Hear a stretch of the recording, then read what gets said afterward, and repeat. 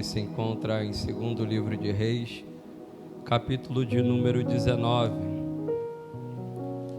O versículo é o de número 14.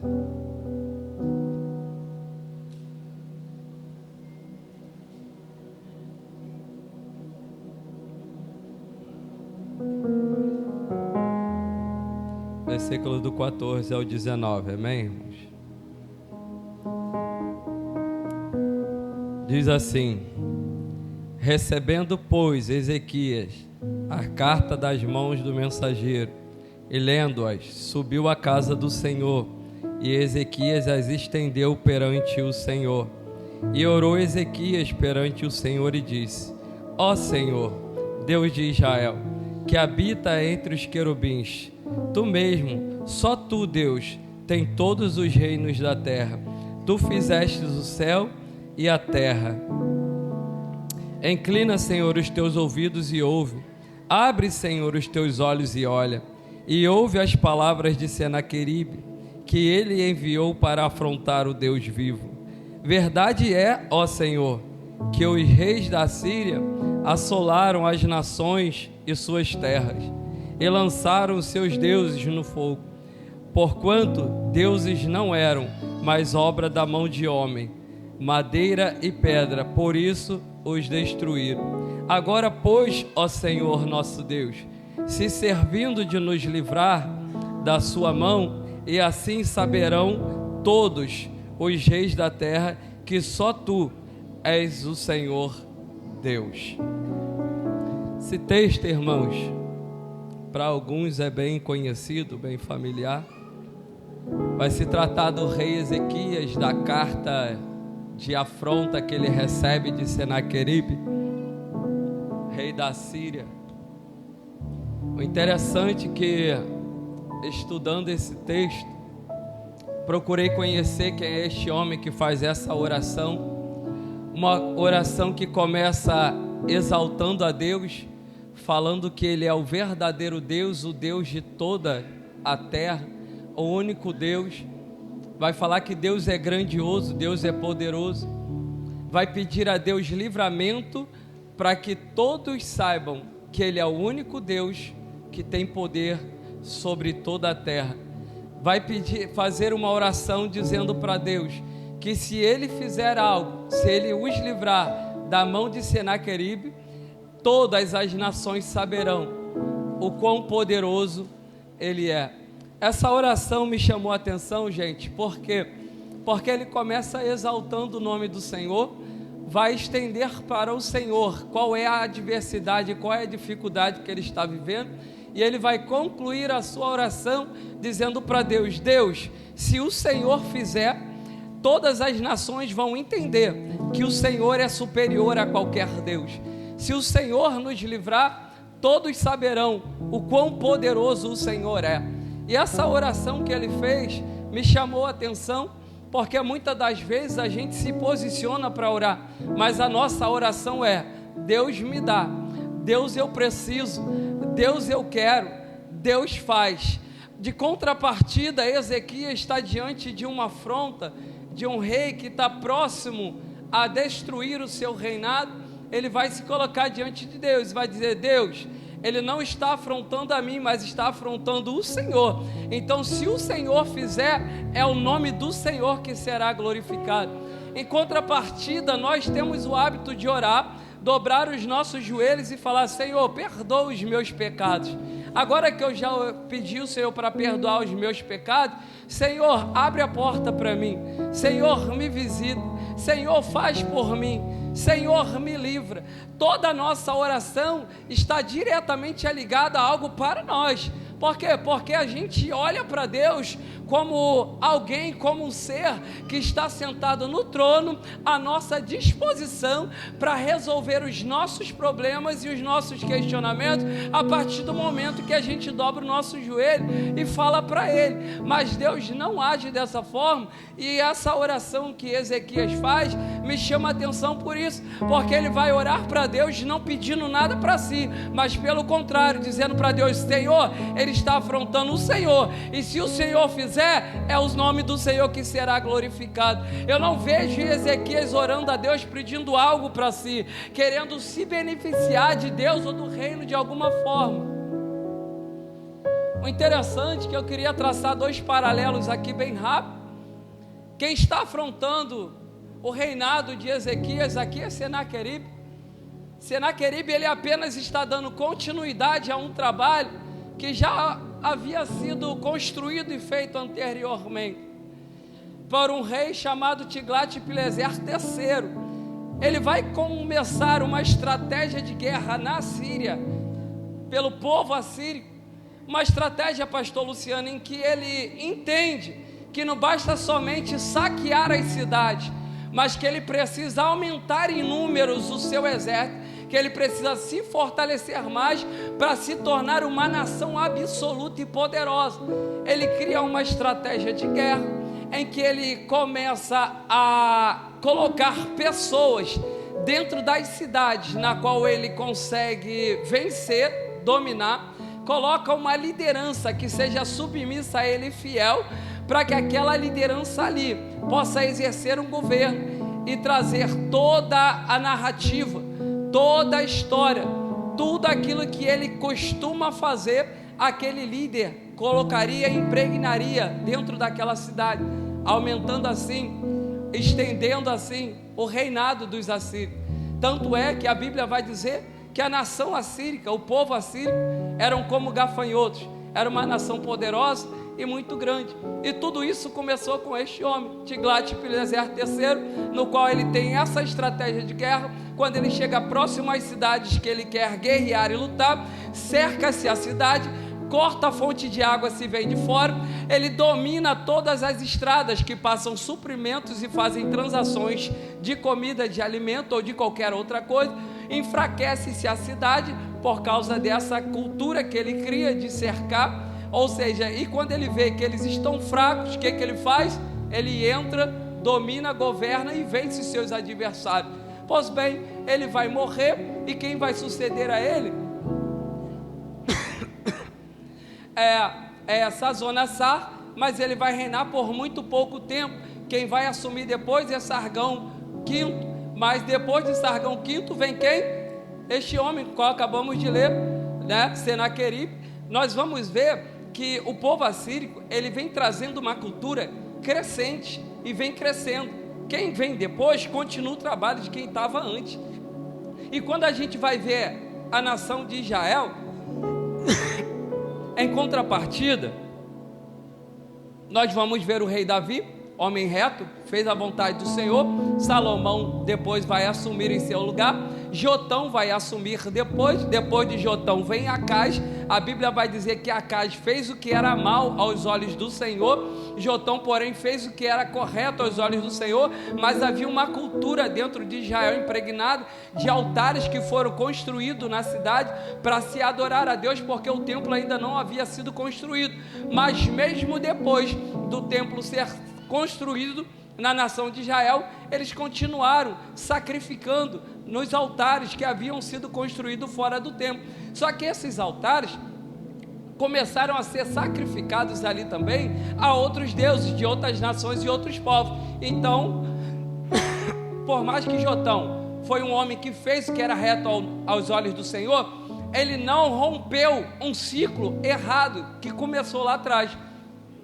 Interessante que o que acontece? Jotão vai morrer e quem vai assumir depois de Jotão? Acaz. Acaz fez o que era mal aos olhos do Senhor.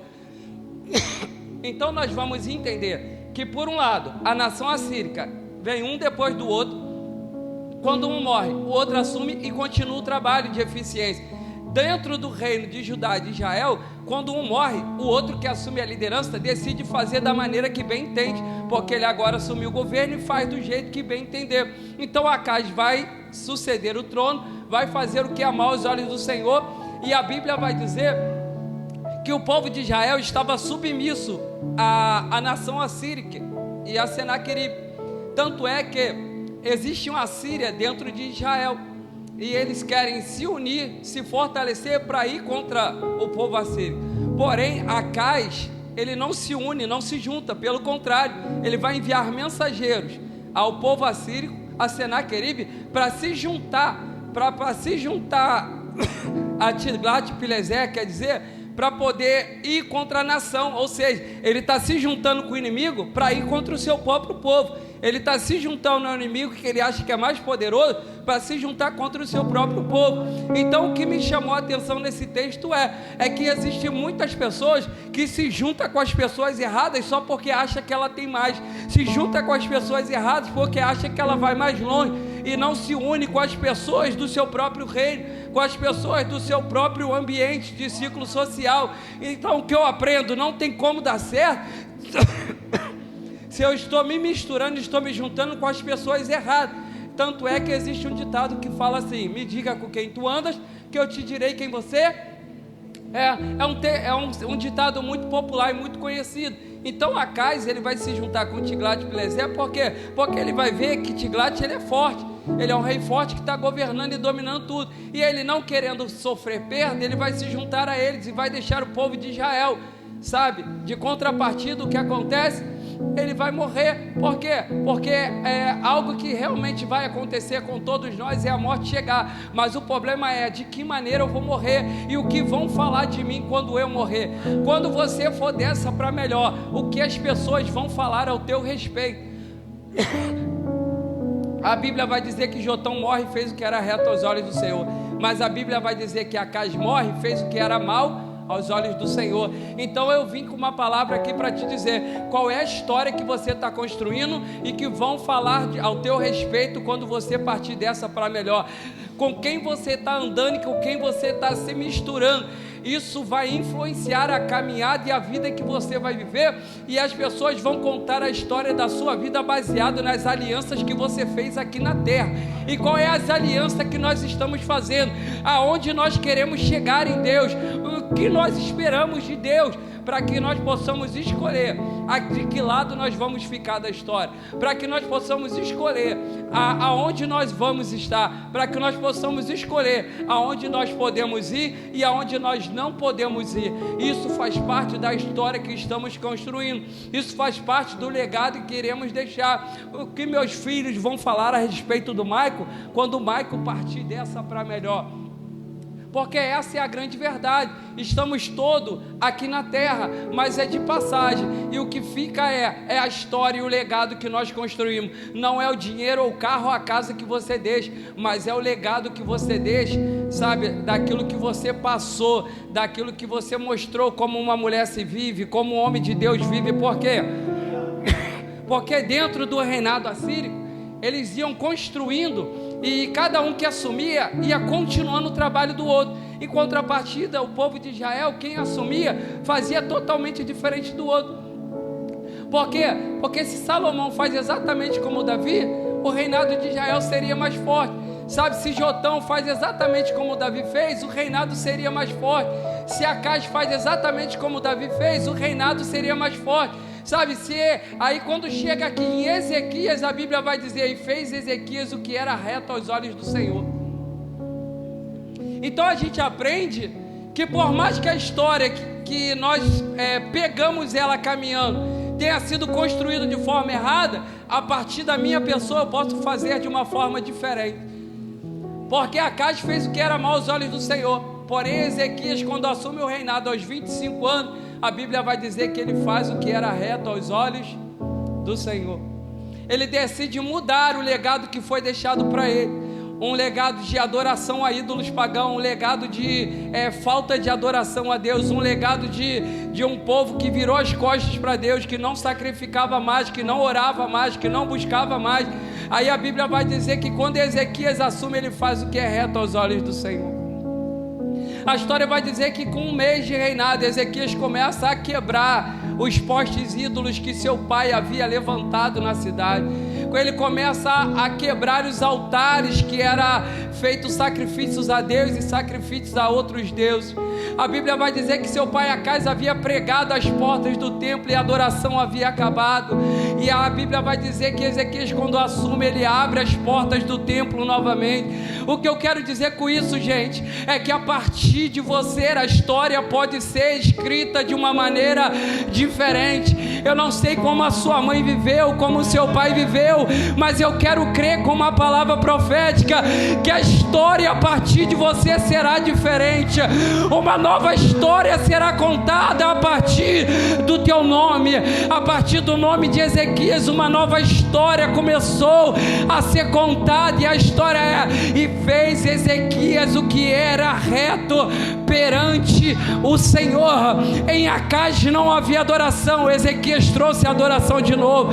Em Acais havia adoração a outros deuses, sacrifício a outros deuses. Ezequias quebrou todo o protocolo deixado para o seu pai. Ei, saiba de uma coisa: você não vai viver o legado errado que deixaram para você, mas Deus te levanta nessa noite para dizer para você: estou eu construindo uma nova história a partir de você. A partir de você acabou aquela questão que na tua casa ninguém casa, na tua família ninguém é feliz. A partir de você a felicidade chega, a partir de você o casamento vai até o final, a partir de você vai ser bem sucedido na terra, a partir de você Deus vai construir uma nova história. Quando a gente olha para o legado da nossa casa, da nossa família, e a gente vê os erros que foram cometidos, e quando a gente começa a crescer, as pessoas olham para nós e a referência de pai e de mãe que a gente tem, e alguns erros que a gente acaba cometendo no meio da caminhada da vida, as pessoas começam a apontar: vai ser cachaceiro e alcoólatra igual o pai, sabe, vai ser mulher da vida igual a mãe, mulher de vida fácil, não vai casar, não vai ser feliz, não vai ter filho, porque olham para a história que teu pai construiu, olham para a história que a tua mãe construiu. Mas Deus me trouxe aqui para dizer uma palavra para alguém: a partir de você Deus está rompendo esse ciclo de desgraça. A partir de você Deus está quebrando toda obra, toda ferramenta preparada contra a tua vida não vai prosperar. Halaio, Urabawa Kalashuri Kalamaraio. Deus está quebrando ciclos nessa noite. Deus está quebrando ciclos nessa noite. A partir de você a história será diferente. A partir de você a história será diferente. A partir de você Deus constrói algo novo. A partir de você Deus constrói algo novo. Eu vou continuar liberando isso aqui. A partir de você Deus constrói algo novo. A partir de você Deus constrói algo novo. Eu quero crer que você está recebendo essa palavra. A partir de você Deus constrói algo novo, assim como Ele fez com o rei Ezequias, Ele vai fazer com a minha e com a tua história, em nome de Jesus. A partir do reinado de seu pai Acais, não havia adoração. O ministério sacerdotal havia acabado, se encerrou, porque se não havia mais templo, altar para sacrificar, acabou o ministério. Se não havia mais templo para adorar, acabou o ministério levítico. Ele acabou com a adoração a Deus em Israel. Mas o seu filho, quando assume, a primeira coisa que ele vai fazer: eu preciso quebrar esse ciclo, eu preciso iniciar um novo ciclo. E uma palavra para alguém aqui nessa noite está na hora de você quebrar esse ciclo. Está na hora de você quebrar esse altar. Está na hora de você viver a sua história. Você não está amarrado àquilo que teu pai construiu. Você não está preso ao que a tua mãe construiu. Deus vai trazer uma história nova para minha e para a sua vida. Falar desse rei Ezequias é falar isso. Falar de alguém que não somente ora, mas alguém que faz diferente. Alguém que reconstrói o que está quebrado. Alguém que restaura o que está destruído. Ele decidiu, gente, a partir dele construir uma nova história. E eu me peguei pensando nessa palavra.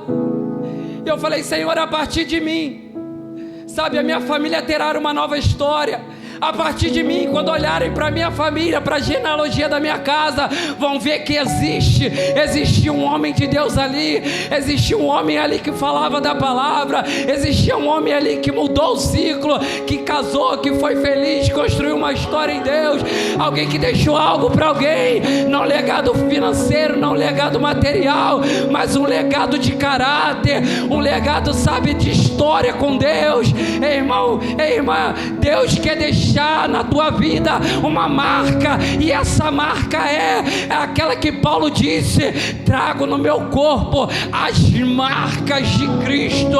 As dores que eu e você vive na caminhada, é Deus marcando a tua história, para quando olharem para você, vão dizer: está marcado, mas mudou a história, está marcada, mas fez alguma coisa, doeu, mas agora não dói, porque Cristo levou sobre si todas as nossas dores. O castigo que nos traz a paz estava sobre ele. A palavra estava, está no passado, estava, não está mais. O castigo que me traz a paz estava sobre ele, e pelas suas pisaduras nós fomos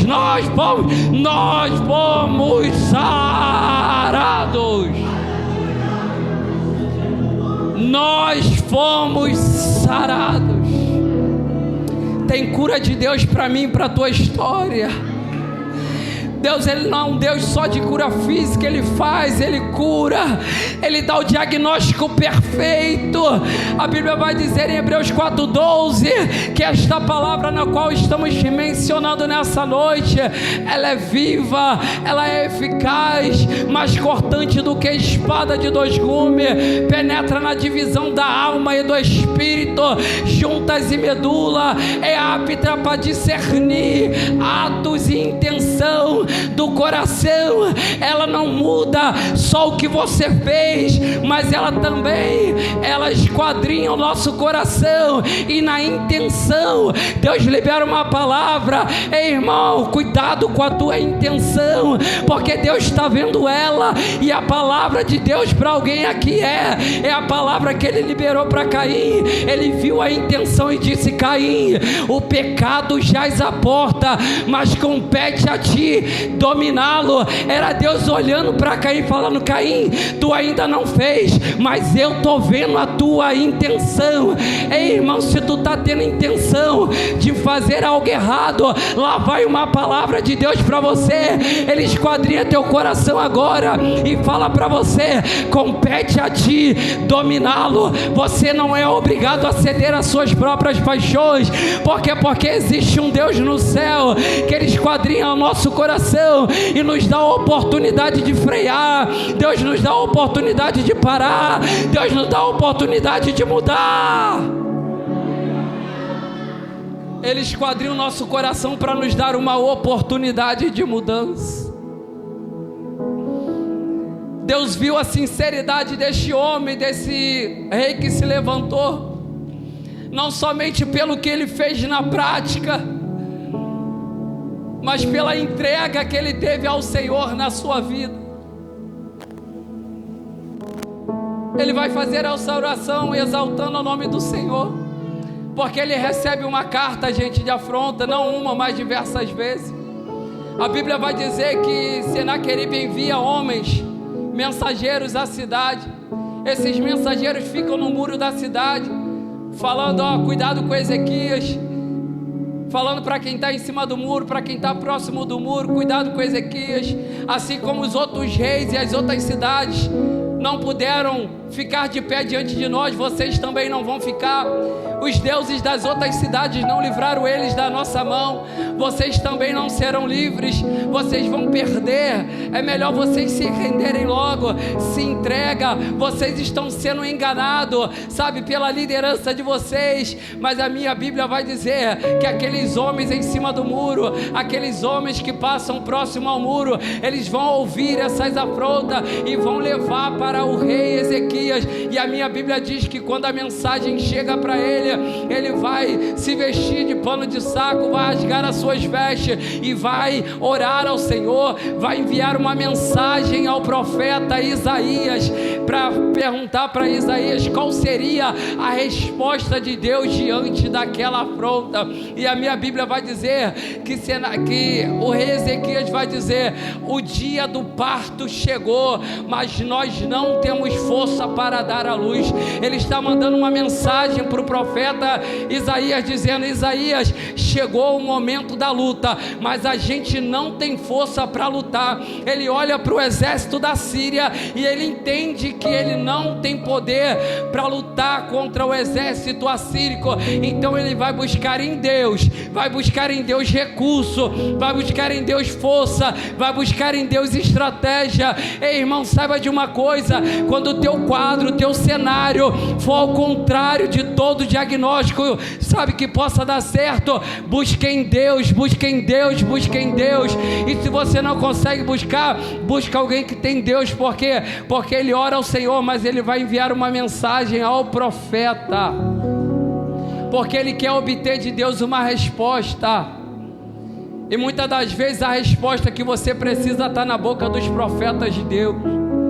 Ele poderia orar a Deus e Deus falar diretamente com ele, podia, gente, mas ele entende que havia um profeta naquele lugar, e ele vai levar mensageiros ao profeta, e o profeta vai liberar uma palavra e vai dizer para Isaías: assim diz o Senhor, nem uma espada se levantará, nem um escudo, nem uma flecha atingirá a cidade. Senaqueribe não colocará os pés na cidade. Ele manda uma resposta à oração de Ezequias. Por quê? Porque uma coisa que Deus não faz é deixar alguém sem resposta na angústia.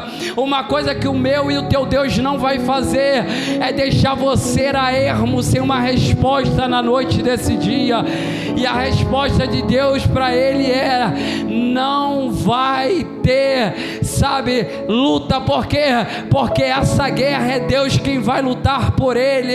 Isaías envia uma mensagem para ele dizendo: assim como ele afrontou o Deus de Israel, não é você quem vai lutar, mas é Deus quem pelejará por você. Existem lutas e guerras que só Deus pode vencer na nossa vida. Mas o fato de só Deus poder vencer não nos inibe da nossa responsabilidade de lutar. Porque a Bíblia vai dizer que quando chega o dia do parto, o dia da luta, se aproximando os dias de guerra, em que Senaqueribe invadiria a terra para poder tomar, porque Ezequias não cedeu ao império assírio, não se submeteu ao governo assírio. Isso chamou minha atenção, gente, porque por mais que a Síria fosse forte, por mais que a Síria tivesse estratégia de guerra poderosa, alguém decidiu lutar essa guerra, alguém decidiu não baixar a guarda, alguém decidiu falar: eu não vou me render, eu não vou me entregar. E muitas das vezes, gente, a gente vive dentro da nossa vida alguns momentos de adversidade e a gente não luta, a gente abre mão, a gente prefere deixar logo embora, a gente prefere deixar jogar tudo pro alto, porque chutar o balde é muito mais fácil, porque o meu amigo falou que é melhor deixar assim, é melhor abrir mão, é melhor nem tentar. Não, gente, existem lutas que só vai ter vitória se a gente tentar lutar, só vai ter lutas que a gente só vai vencer se a gente mostrar para Deus a disponibilidade que nós temos de enfrentar as nossas guerras. E Ele vai colocar para Deus que Ele não tem força para lutar, mas a minha Bíblia vai dizer: se aproximando o dia, ele vai entender que a água que entra na cidade vem de fora, e ele tem uma estratégia de mudar a rota da água. Ele vai colocar pessoas para trabalhar cavando um túnel para mudar a rota da água, porque se o inimigo cercasse a cidade, ainda teria água dentro da cidade para manter o povo. Tendo água consegue plantar, tendo água consegue comer. E sabe de uma coisa, gente, existem momentos na nossa vida em que nós precisamos mudar a estratégia. Nem tudo vai funcionar perfeitamente como está, mas existem momentos, gente, que a gente precisa entender que é momento de mudar a estratégia, de fazer algo novo, de arregaçar a manga e começar a cavar e começar a trabalhar. Para quê? Para que a gente possa ver resultado acontecendo. E a minha Bíblia vai dizer que ele pega alguns homens e começa a mudar a rota da água. Se ele entende que ele não tem força para vencer, para que ele está mudando a rota da água? Se ele entende, ele fala que chegou o dia do parto, mas ele não tem força para dar a luz. Para que ele está trabalhando? Já viu quando a pessoa fala para você assim: ah, está fazendo em vão, não vai dar certo. Está fazendo em vão, não vai dar certo. E você continua fazendo porque só você acredita naquilo que Deus entregou na sua mão.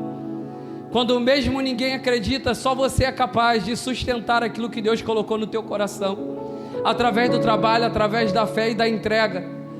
Então o que Deus colocou para ele foi um reinado, e ele não abriu mão desse reinado, mas ele disse: por mais que eu não tenha força, eu vou fazer alguma coisa, e vou colocar pessoas para fazer alguma coisa para me ajudar.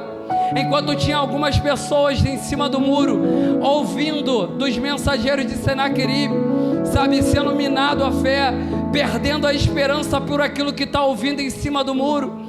Gente, muro não é lugar de crente. Quem fica em cima do muro fica suscetível a tudo aquilo que vem de fora, mas Deus quer você dentro, no meio, trabalhando, porque aqueles que estavam cavando buraco, túnel, mudando a rota da água, não ouvia o inimigo minando o seu coração, não ouvia o inimigo minando a sua mente.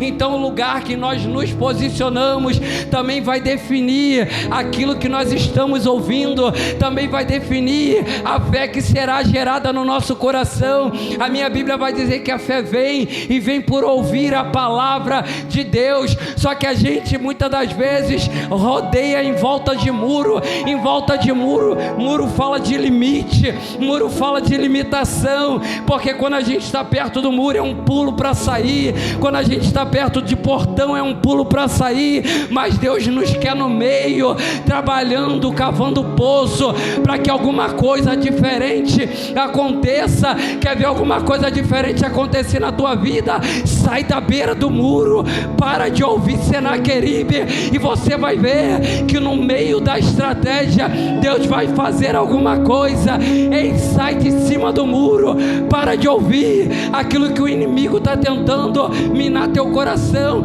mas vai para o meio da cidade. Lembra quando Jesus chega na sinagoga, ele vê um homem da mão mirrada, e ele fala para aquele homem: sai do canto e vem para o meio. Quando aquele homem vem para o meio, ele tem a sua mão restituída, porque vir para o meio não é fácil, gente. Vir para o meio trabalhar fala de, sabe, de alguém que será visto. Sabe por quê? Porque quando a gente começa a trabalhar por reino, as pessoas vão olhar para nós e vai dizer: ué, mas tu não é da igreja, mas olha, tu não ia para a igreja, tu não foi para o culto. E isso traz para nós uma grande responsabilidade, e muitas das vezes, gente, a gente fica em volta de muro para não ter responsabilidade, porque a partir do momento que eu não tenho responsabilidade, eu não sou cobrado. Mas Deus não te quer em canto de muro, não te quer em cima de muro. Deus quer você forte dentro da presença dele, no meio da igreja. A minha Bíblia vai dizer que Deus, ele passeia no seio, é no meio da igreja, não é em canto de muro. Deus te quer no centro da vontade dele. Para concluir aqui e fechar, gente, ele vai mudar a rota da água. Ele vai edificar um muro onde ele via que era um ponto fraco. O interessante é que, por mais que ele entendesse que ele não tinha força, ele estava fazendo tudo aquilo que era possível para se manter de pé. Ei, aprende isso aqui com Ezequias. Por mais que você não tenha força, vai fazendo o que está ao teu alcance para ficar de pé. O que está ao teu alcance para você permanecer de pé, gente? Faz isso, permanece de pé, luta, acredita e coloca diante de Deus. Ele está colocando diante de Deus, mas ele também está fazendo tudo aquilo que é necessário para se manter de pé, para se fortalecer. Ele não vai baixar a guarda, mas ele vai fechar, tapar todas as brechas pela qual o inimigo poderia enfraquecê-lo. Se coloque de pé nessa noite, em nome de Jesus. O que Deus requer de nós, gente, é que a gente possa olhar a nossa vida, e a pergunta é: Qual é o muro que precisa ser erguido para você parar de cair? Qual é a fonte de água que precisa ser alterada a rota para você parar de cair? Aonde o inimigo está minando a tua fé, o teu coração? Deus quer reconstruir a tua história, mas a partir do momento em que você entenda que você precisa lutar, a partir do momento que você entende que você não pode baixar a guarda, a Bíblia vai dizer que este homem ora com esta sinceridade de coração, e Deus vai dar uma resposta através da boca do profeta, e vai dizer que não haveria luta, porque Deus iria pelejar por ele. A minha Bíblia vai dizer, gente, que quando Senaqueribe acampa os seus soldados próximo ao reinado de Ezequias, uma bela noite, um anjo do Senhor desce no acampamento dos assírios. Quando o rei acorda e alguns sobreviventes pela manhã, conta-se um número de 185 mil soldados assírios mortos no arraial. O rei Senaqueribe foge para sua terra, é morto a fio de espada por seus 2 filhos, porque Isaías havia profetizado que pelo mesmo caminho que ele veio, ele iria voltar, mas que ele morreria a fio de espada. Ei, meu irmão, minha irmã, a palavra de Deus para mim e para a tua vida essa noite é: pelo mesmo caminho que o inimigo veio contra a tua vida, por este mesmo caminho ele bate em retirada nessa noite, porque você decidiu lutar, você decidiu orar, decidiu acreditar. Deus tem algo extraordinário para fazer através da tua vida, mas você precisa decidir lutar, fechar as brechas, erguer muro. Essa é a noite que Deus te convida a erguer muros na tua vida. Essa é a noite que Deus te convida a fechar as brechas nessa noite. A minha Bíblia vai dizer que depois de os assírios serem derrotados, Ezequias fica sabendo do livramento que Deus fizera. Ezequias fica sabendo o quão grande livramento o Senhor o deu. Por quê, gente? Porque ele entendeu o valor de uma oração bem sincera diante de Deus. O que nós precisamos mudar muitas das vezes é porque tem gente que trabalha, que faz, que fecha a brecha. Mas qual é o modelo de oração que você tem colocado diante de Deus? Como é que você se comporta diante de Deus quando você dobra o joelho para orar? É só Deus me dá, Deus eu quero, Deus eu preciso. Olha como uma oração que Ezequias fez: Senhor, o Senhor é poderoso, o Senhor é o rei de todos os reis, o Senhor governa todas as terras. Por mais que existam muitos deuses, o Senhor é o Deus dos deuses, o Senhor é o Todo-Poderoso e não existe outro Deus além de Ti. A oração dele é: Senhor, se o Senhor nos livrar, o Teu nome será glorificado. Está na hora da gente colocar na nossa boca uma oração sincera diante de Deus e falar: Senhor, se o Senhor fizer na minha vida, é Teu nome que será exaltado. Mas muitas das vezes a gente quer algo de Deus para que as pessoas olhem para nós e falem assim: Ele é bom ou ela é boa. Olha como Ele é, olha o que ela tem, olha o que Ele tem. Mas o que Deus requer de nós nessa noite, gente, é uma oração sincera diante do altar. Ezequias não foi um homem que não obteve a vitória que obteve de qualquer jeito. Foi fechando brecha, erguendo o muro e orando com sinceridade. Falei para Deus: Senhor, me ensina a orar como convém. Porque quando os discípulos pediram para Jesus, eles não pediram prata nem ouro, mas eles falaram: Senhor, ensina-nos a orar. Parece fácil saber orar. Orar é falar com Deus, mas orar não é só falar com Deus, é como nós falamos com Ele, é como nós nos comportamos diante dEle em oração. Charles Spurgeon vai dizer: não diga que não ora porque não sabe orar, mas ore até aprender a orar. Ele fala que a oração verdadeira não começa quando a gente abre a boca, mas a oração sincera começa quando as nossas palavras terminam. Existe um momento, um ambiente de oração que quando as nossas palavras acabam, só resta as lágrimas. E muitas das vezes a nossa lágrima vale mais do que 1000 palavras. É quando aquilo que o Maico projetou para falar para Deus acaba e fica aquilo que o meu interior está gritando. E o que o teu interior está gritando nessa noite, coloca para fora, porque Deus quer ouvir. Coloca para fora o que o teu interior precisa. Não é estético. Deus não quer aquilo que o homem pode ver, mas Deus quer diante do altar dele aquilo que está te consumindo, aquilo que está te matando por dentro. Coloca para fora nessa noite. Deus é um Deus de livramento. Deus é um Deus de escape. Deus é um Deus que guarda. É um Deus que trabalha em favor daquele que nele espera. A minha Bíblia vai dizer que desde a antiguidade não se ouviu, não se viu um Deus que trabalha em favor daqueles que nele esperam. A Bíblia vai dizer: bem sei eu, Deus vai dizer para Jeremias, os planos que tenho sobre vós, pensamentos de paz e não de mal, para te dar o fim que você deseja. O que você deseja nessa noite verdadeiramente diante desse altar?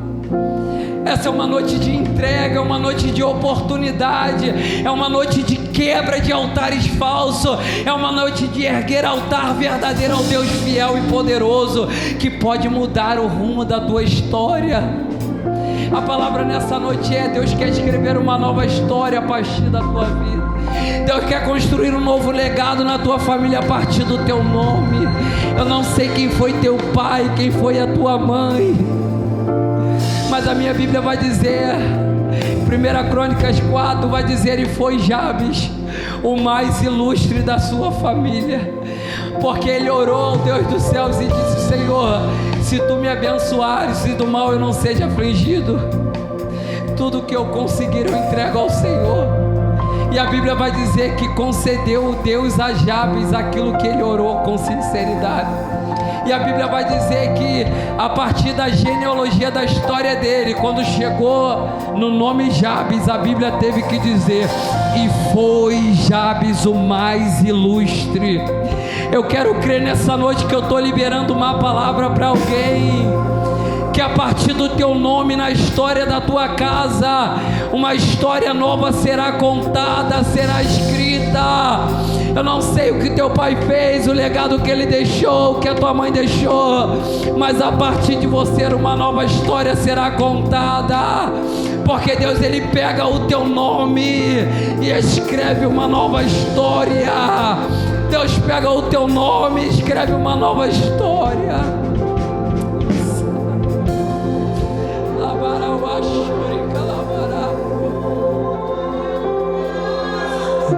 Lutamos com armas de fé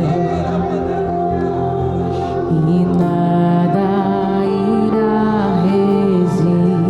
Deus escreve uma nova história a partir da minha vida.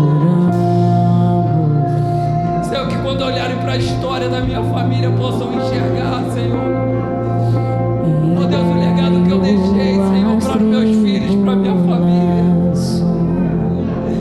Deus, que no dia, Senhor, é que o Senhor me levar, Deus, que de volta do meu caixão que não sejam pessoas falsas, mas pessoas que conheciam a história que o Senhor escreveu na parte da minha vida.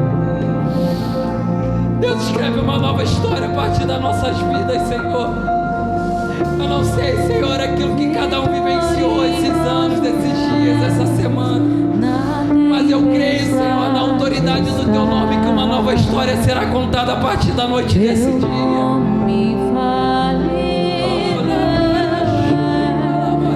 Os reinos vêm e vão, teu trono na cima está.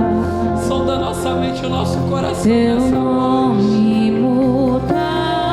Quebra toda a resistência, Senhor. Eu quero crer que pelo mesmo caminho que o inimigo veio contra a nossa vida, pelo mesmo ele vai voltar nessa noite. Não prevaler. Quebra-se todas as cadeias nessa noite, Senhor.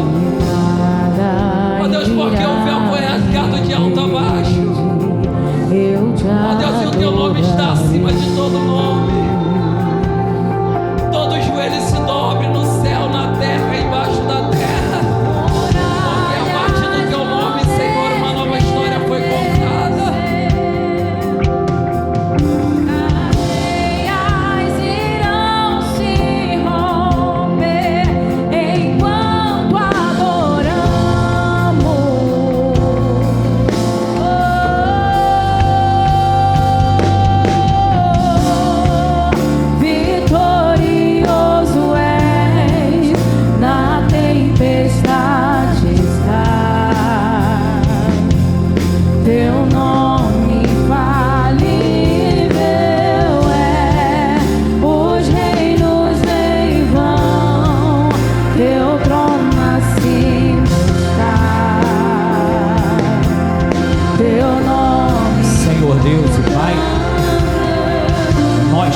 agradecendo, Senhor, por essa palavra e tomamos posse no nome de Jesus. Em nome de Jesus. Eu queria saber se nessa noite